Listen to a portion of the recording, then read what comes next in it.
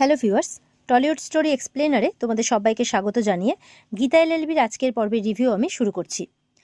শুরুতেই দেখা যাচ্ছে মেহেকের কথা শুনে মৈত্রী বলছে, ভদ্রভাবে কথা বলো, আর কোর্টে এগিয়ে স্টেটমেন্ট দিয়ে কোর্টে গিয়ে তুমি যে স্টেটমেন্টটা দিয়ে এসেছিলে সেটা আগে উইথড্রল করবে, না হলে কিন্তু ফল খুব খারাপ হবে। মেহেক বলছে, আপনি আমাকে হুমকি দিচ্ছেন? কি ভেবেছেন যে দেশে আইন কানুন বলে কিছু নেই? মৈত্রী তখন বলছে, আছে, কিন্তু তার মার প্যাচও আছে।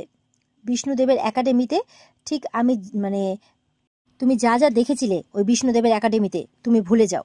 মেহেক বলছে, কিছুতেই ভুলতে পারবো না, আমি নিজের চোখে দেখেছিলাম। আপনি ওই পৃথ্বী বলে ছেলেটিকে টেনে নিয়ে চলে গেছিলেন, আর আপনার সাথে ওকে লাস্ট দেখা গেছিল, আর আমি সেটাই কোর্টে বলেছি। তার হাজারো বার আমি সেটাই বলবো। মৈত্রী মেহেকের উপর চিৎকার করে বলছে, তুমি আমাকে চেনো না, তুমি এর র্যাকেটটাকেও চেনো না, শুধু শুধু এর মধ্যে ঢুকতে যেও না। তুমি বলছে শুধু শুধু প্রাণটা চলে যাবে। তখন মেহেক রেগে গিয়ে তার বাবাকে ফোন করছে, তোমার ক্লায়েন্ট মৈত্রী আমাকে রাস্তায় দাঁড়িয়ে কিন্তু থ্রেট করছে যাতে আমি কোর্টে না যাই, আমি যেন স্টেটমেন্টটা উইথড্র করে নিই। বুঝতে পারছো তুমি কার কেস তুমি হ্যান্ডেল করছো? এই ক্রিমিনালদের, বর্ন ক্রিমিনালদের, বুঝতে পেরেছ? মৈত্রী এরপর রেগে গিয়ে মেহেকের উপরে হাত তুলতে যায়, আর মেহেকের হাত থেকে ফোনটা কাড়িয়ে নেয়। মৈত্রী বলছে, নাক টিপলে দুধ বেরোবে, তার আবার বড় বড় কথা। এরপরে মৈত্রী অগ্নিজিৎ বাবুর সাথে কথা বলতে গেলে অগ্নিজিৎ তখন বলছে যে, আপনার স্পর্ধা কি করে হয়? আপনি আমার মেয়েকে থ্রেট করছেন। মৈত্রী বলছে, থ্রেট করছি না, ওকে বোঝাচ্ছি, যদি না বোঝে তাহলে আপনি কোর্টে কেসটা হেরে যাবেন। এই কেসটা যে করেই হোক আমাকে জিততে হবে, আর তার জন্য মেহেক যেন পরের দিন কোর্টে না যায়। অগ্নিজিৎ বাবু কিন্তু এবার জোর গলায় মৈত্রীকে বোঝান, ওকে সমন করা হয়েছে, ওকে কোর্টে অ্যাপিয়ার হতে হবে সাক্ষী হিসেবে। মৈত্রী বলছে, তাহলে ওকে বলুন স্টেটমেন্টটা যেন পাল্টে দেয়। এই বলে মেহেকের ফোনটা মেহেককে দিয়ে দেয়, আর তার বাবার সাথে কথা বলতে বলে। অগ্নিজিৎ বাবু মেহেককে বলছেন, আমাকে ক্ষমা করে দিস মা, তোর যা ইচ্ছে হয় তুই তাই স্টেটমেন্ট দিস, পাপা হিসেবে আমি তোকে বলবো না যে ফলস স্টেটমেন্ট দিতে। মেহেক বলছে, আর মেয়ে হিসেবে আমি কখনোই চাইবো না যে আমার পাপা একটা ফলস কেসে লড়ুক, যার বুনিয়াদটাই হচ্ছে মিথ্যে।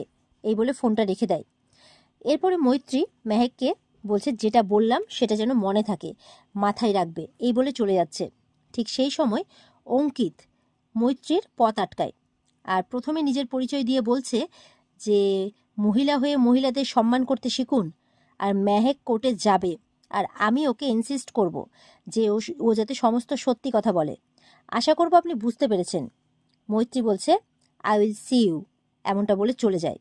মেহেক হঠাৎ করে অঙ্কিতকে এখানে দেখে জিজ্ঞেস করে, তুমি এখানে?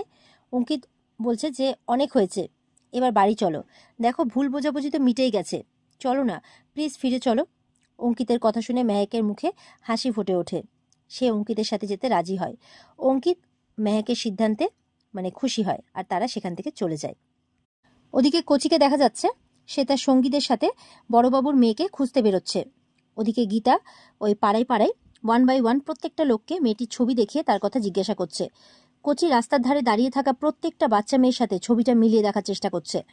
এরপর কচি গীতাকে ফোন করে বলছে, পুরো এলাকাটা খুঁজে যাচ্ছি আমি, তুমি চিন্তা করো না, ঠিক পেয়ে যাব।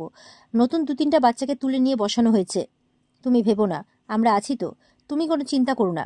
যদি একজন মেয়েকেও বাঁচাতে পারি না, তাকে যদি ভিক্ষে না করতে হয় তাহলে পুণ্যি হবে, পুণ্যি। এই বলে ফোনটা রেখে দেয়। এরপরে কচি আশেপাশে খুঁজতে খুঁজতে সেখানে কিন্তু নানটাকে দেখতে পায়, আর তখনই সঙ্গে সঙ্গে গীতাকে ফোন করে বলে, তুমি এখন কোথায় দিদি? তাড়াতাড়ি বেরিয়ে এসো, নানটা এখানে এসে গেছে, নানটা আমাদের দেখলে খুব মুশকিল হয়ে যাবে।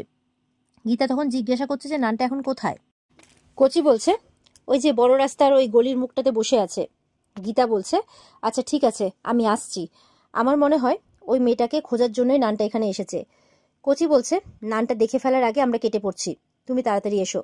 নানটা এরপর মৈত্রীকে ফোন করে বলছে যে সেই মেয়েটাকে খুঁজে পাচ্ছি না, মৈত্রীকে ফোন করে বলছে। মৈত্রী বলছে, যেখান থেকেই পারো মেয়েটাকে খুঁজে বের করো, আমার কাছে খবর আছে। পঙ্কজ খাসনবিশকে আমার ডাউট হচ্ছে, ওর সাথে যে গীতা দেখা করতে গেছিল থানায়, সেই খবরটা আমার কাছে কিন্তু আছে, এসআই আমাকে খবর দিয়েছে। দেখো কোথায় বসে ভিক্ষে করছে, জানাও আমাকে, যে করেই হোক। এই বলে ফোনটা রেখে দেয়। নানটা এরপর আশেপাশে চারিদিকে তাকাচ্ছে। ঠিক তখন গীতা পেছন থেকে এসে নানটাকে মারতে শুরু করে, আর তাকে জিজ্ঞাসা করছে, কি করতে এসেছিস এখানে, কি চাস? নানটাও গীতার দিকে আঙুল তুলে বলছে, গায়ে হাত তুলবি না, গীতা তখন তার দিকে আঙ্গুল তুলে বলছে, তোকে না মেয়েরে আমি একদম চালান করে দেব, কথাটা মাথায় রাখিস। এরপর মানে এমন মারবো না তোকে যে জীবনে তুই সোজা হয়ে দাঁড়াতে পারবি না। ঠিক তখন দেখা যাচ্ছে যে বড়বাবু সেখানে পৌঁছে যান আর দূর থেকে সবটা লক্ষ্য করতে থাকেন। নানটা গীতাকে বলছে, মেরে দেবো এখানে। গীতা বলছে, তাহলে পেছনে দেখ, তোর বাপ দাঁড়িয়ে আছে। নানটা পেছন ফিরে দেখে বড়বাবু সেখানে দাঁড়িয়ে আছে। তাকে দেখে নানটা অবাক হয়। বড়বাবু গীতাকে জিজ্ঞাসা করছে, আমাকে এত আর্জেন্টে এখানে ডাকলেন কেন? গীতা বলছে, নানটা আপনার মেয়ের উপরে আক্রমণ করার চেষ্টা করছে, ওকে মারার চেষ্টা করছে। বড়বাবু বলছে, নানটার মতো 3-4 জনকে তো আমি আপনি নিজেই মেরে শায়েস্তা করে দেবেন, তাই নানটার জন্য তো আপনি আমাকে এখানে ডাকেননি। গীতা বলছে, এই নানটাকে দেখুন আপনি, বাকিটা আমি দেখছি। আমি জানি যে আপনার উপরে কি ঝড় চলছে। বড়বাবু বলছে যে আমি কিন্তু অন ডিউটি আছি, আমার অনেক কাজ আছে, আমি কাজ ফেলে এসেছি, তাড়াতাড়ি বলুন। তখন গীতা বলছে, তার থেকেও বড় কাজ আপনার এখানে আছে, আপনি আমাকে একটু টাইম দিন, ততক্ষণ আপনি নানটার উপরে নজর রাখুন। ঠিক সেই সময় কিন্তু মৈত্রী বড়বাবুকে ফোন করেছে। গীতা বলছে, আপনি ওর ফোনটা ধরবেন না আর নানটাকেও ধরতে দেবেন না, আপনি শুধু 15 মিনিট আমাকে দিন, তার মধ্যে আমি এলাকাটা চষে বের করে ফেলবো আর আপনার মেয়ে কোথায় আছে এটা বলে দেবো। এই বলে গীতা বেরিয়ে যায়। ওদিকে দেখা যাচ্ছে বড়বাবুর মেয়েকে ভিক্ষে করতে দেখা যাচ্ছে রাস্তায় বসে, আর কচি আর তার সঙ্গীরা সেই রাস্তা দিয়ে যেতেই তাকে দেখে ফেলে। কচি মেয়েটির সামনে গিয়ে তাকে চিনতে পেরে বলে, আরে এই মেয়েটাই না? শুনে বড়বাবুর মেয়ে তাদেরকে দেখে দৌড়ে পালিয়ে যায়। কচি পিছন থেকে বলতে থাকে, পালিও না, তোমাকে বাঁচাতে এসেছি। এরপর মেয়েটি কিছু দূর গিয়ে দৌড়তে দৌড়তে পড়ে গেলে কচি তার সামনে গিয়ে মোবাইলে ছবিটা বের করে তার সাথে মিলিয়ে দেখে, আর এরপর গীতাকে ফোন করে বলছে, আপনি যাকে খুঁজছেন তাকে পেয়ে গেছি। গীতা বলছে, কোথায় আছে? কচি জায়গাটার ব্যাপারে গীতাকে বলে দেয়। গীতা বলছে, ঠিক আছে, আমি এক্ষুনি আসছি। এরপর গীতা বড়বাবুকে ফোন করে খবরটা দিয়ে বলে, আপনার মেয়েকে পেয়ে গেছি বড়বাবু। এরপর দেখা যাচ্ছে গীতা বড়বাবুর মেয়েকে খুঁজে নিয়ে এনে তার হাতে তুলে দিয়েছে। গীতা, পাপ্পু, কচি আর তার সঙ্গীদের সাথে বড়বাবু থানায় পৌঁছেছে, সবাই মিলে থানায় গেছে আর কি। এদিকে বড়বাবু তার মেয়েকে জড়িয়ে ধরে কাঁদছেন। এরপর গীতাকে ধন্যবাদ জানিয়ে বলছেন যে, অগ্নিকন্যা, আপনার জন্যই আমি আমার মেয়েকে ফিরে পেয়েছি, আপনার এই ঋণ আমি কোনোদিনও শোধ করতে পারবো না। আপনি আমার মেয়েকে আমার কাছে এনে দিয়েছেন, আপনি জানেন না যে কত বড় র্যাকেট ওকে তুলে নিয়েছিল, সেখান থেকে আপনি এনে দিয়েছেন ওকে। গীতা বলছে, শুধু আমাকে ধন্যবাদ দিলে হবে না বড়বাবু, এই যে বাচ্চাগুলোকে কচি আর তার সঙ্গীদেরকে বলছে, ওদেরকেও বলতে হবে, এদের অবদান ভোলার মতো নয়। এই যে কচি আপনার মেয়েকে খুঁজে দেওয়ার জন্য কচির সবচেয়ে বড় হাত আছে, আপনার মেয়েকে খুঁজে দেওয়ার জন্য। আজকে ওরা কি করেছে জানেন আপনি? আজকে ওরা নিজেদের স্বার্থ ছেড়ে ওদের নিজেদের পান্ডাদের বিরুদ্ধে গিয়ে আপনার মেয়েকে খুঁজে বের করেছে। পরে তো কচিকে ধন্যবাদ জানাচ্ছে, ধন্যবাদ বেটা।